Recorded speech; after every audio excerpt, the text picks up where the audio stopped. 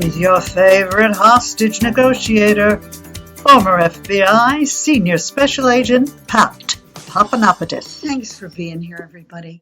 I have one heck of a show for you today. We're going to be talking about women's health. And for the first segment, we're going to focus on the health and wellness of mature women. I've invited some special friends, some really good friends today to help me out.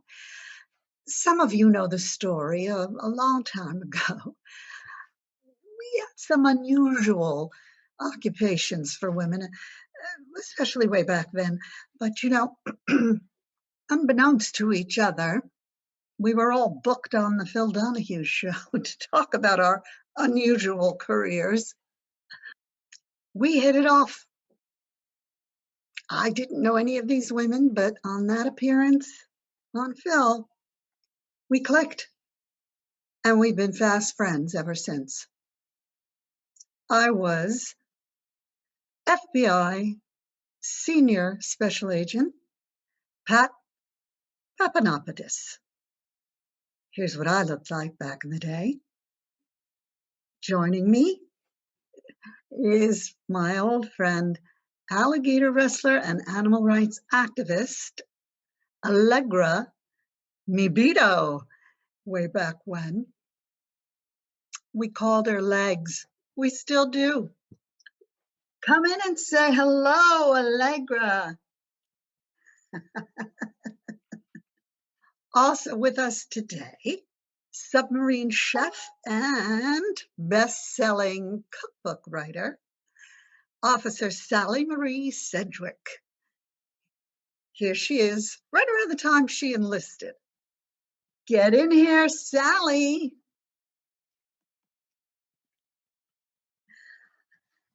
All right.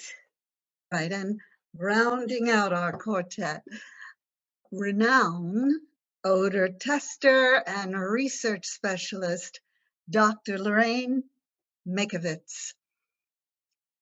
This is Lorraine soon after receiving her PhD in biochemistry. Come on in, Lorraine.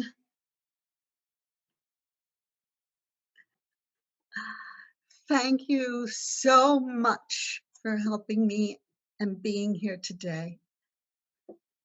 Women's health. Let's get started. When your producer called and told me the topic and that we were all going to be together, I asked him, we're all postmenopausal, right? Well, you mean you spoke with Darren? Yeah. You know what? Darren doesn't scare easy. Until today. Let's just say that we're all postmenopausal, but actually, that might not be the case because Allegra, darling, you've been claiming for several years now that you have succeeded in postponing menopause.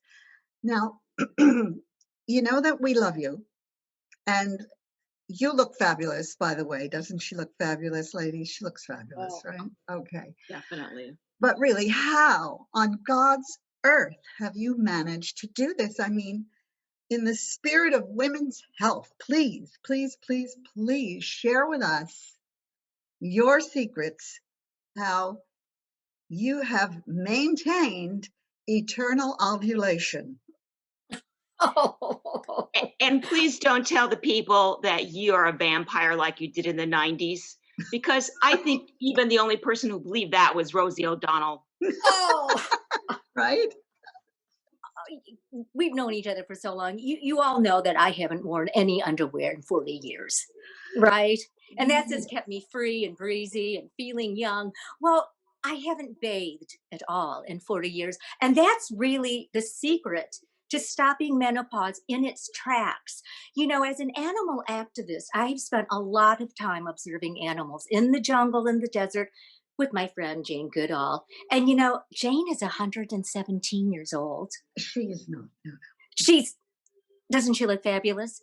I said, Jane, what's your secret? What's your secret for your fountain of youth? And she just looked at me straight in the eye and said, wade and rinse. And she goes, just do what the animals do. You just get into the water, you wade and rinse. No soap, no scrubbing, no detergents. Just wade and rinse. Then she asked me, have you ever seen an animal go into menopause? No. She said, that proves my point. Wade and rinse. So, I tried it. And after the first month, I was starting to feel a little different. I mean, I got it checked out later in about 6 more months. And well, the bacteria count on my skin had grown to such an exponentially high number that it actually permeated all of my body systems, including my reproductive system. And there is where it began nutritionally benefiting my body by permanently proliferating and secreting female hormones for the rest of my life. That will stop menopause in its tracks. Okay, all right, Legs. I just got to say just one thing. Besides wade and rinse, ladies, I just have a heat cycle just once a year, and that's it. But it's worth it for the youth. Never felt so good in my life. Sorry, Darren. You know what? Oh my God, look, he's turned all white. Never mind. We're going to talk about a cause that is very near and dear to our friend Sally Marie's life. Sally, you have been working with older women veterans, and their health challenge, as I understand it anyway, is what your new book is all about. And I have a copy here. VVA, The Decline of the Vaginal Empire and What to Eat About It. So, Sally Mae, tell us about your recent endeavors. Well, first of all, let me say that I'm a retired submarine chef. I worked with the Navy and a cookbook author. And my last title was Underwater, 100 Ways to Ward Off Drowning. Yes, and the seaweed sponge cake got a Paul Hollywood handshake on the Great British Baking Show. That was thrilling. But so after the publishing of my first book, I started doing some work with women veterans who are suffering from VVA. And the reason I was interested in it was because my sisters had it, all 8 of my sisters.